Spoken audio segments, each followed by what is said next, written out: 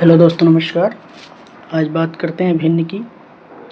तो जो भिन्न होता है वो पी बाई क्यू के रूप में लिखा होता है, पी बाई क्यू के रूप में, जिसमें पी जो होता है वो क्या होता है, अंश होता है, अंश होता है, और जो क्यू होता है ये हर कहलाता है। ठीक। अब भिन्न के प्रकार अगर कहा जाए तो ये दो टाइप का होता है। कौन कौन से? एक समान हर वाला भिन्न, समान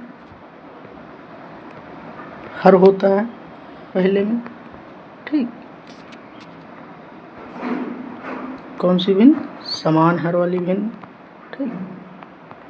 और दूसरा जो होता है उसमें क्या होता है, हर असमान होते हैं, हर असमान, असमान हर पाए जाते हैं। ठीक। असमान हर वाली भिन्न। अब समान हर वाले भिन्न का एग्जाम्पल अगर कहा जाए तो कौन हो सकता है? जैसे 1/2, 3/2, मान लो 5/2। इनमें हर क्या है, समान है। और असमान हर वाले जैसे मान लो 1/2 है, फिर 3/4 है, फिर 2/5 है। तो ये सब असमान में आ गया। ठीक। समान हर वाली भिन्न जो होती है, समान हर वाली भिन्न, तो सबसे पहले बात करेंगे समान हर वाली भिन्न के लिए। समान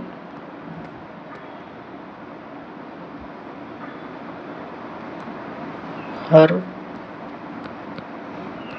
वाली भिन्न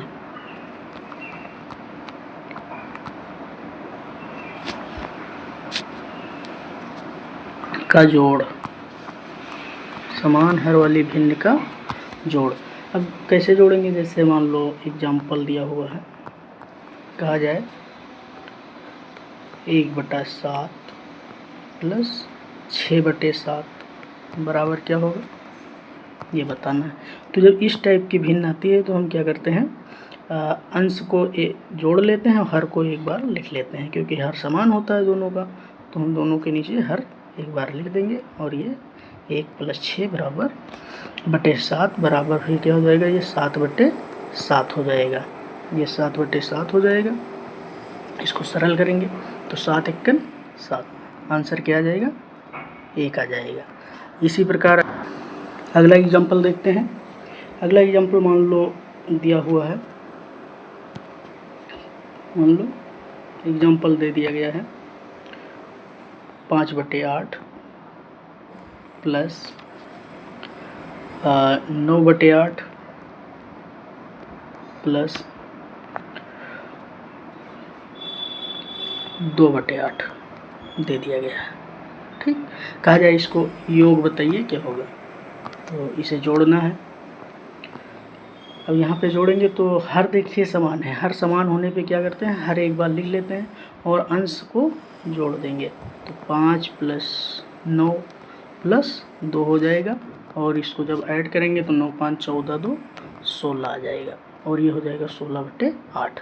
इसको जब सरल करेंगे तो 8 दूनी 16, यानी 2 इसका आंसर आ जाएगा।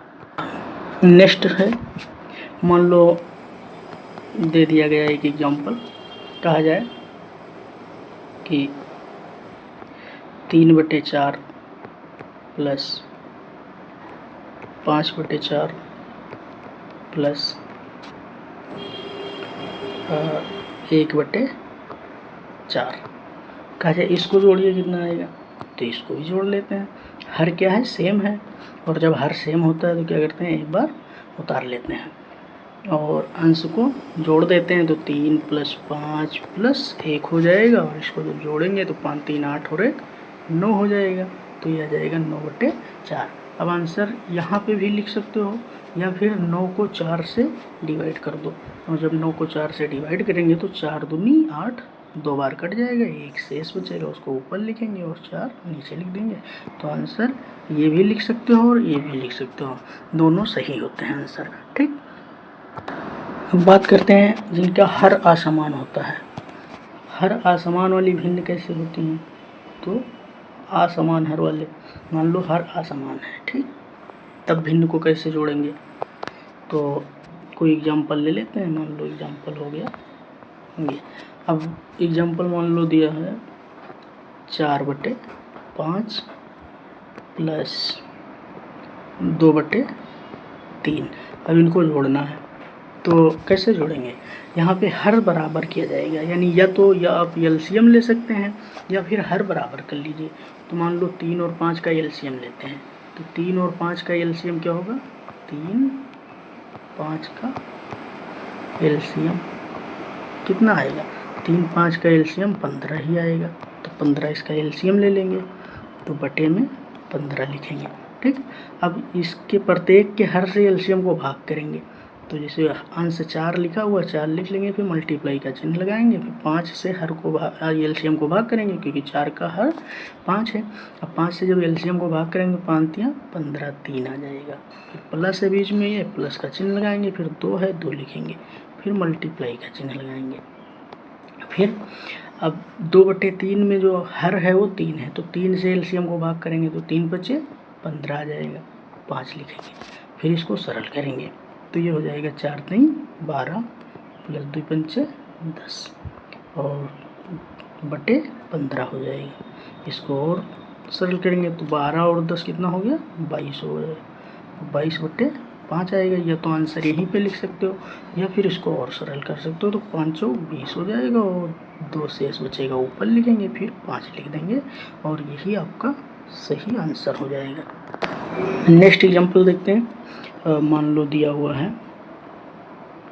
3/8 और एक भिन्न दिया हुआ है 5/2।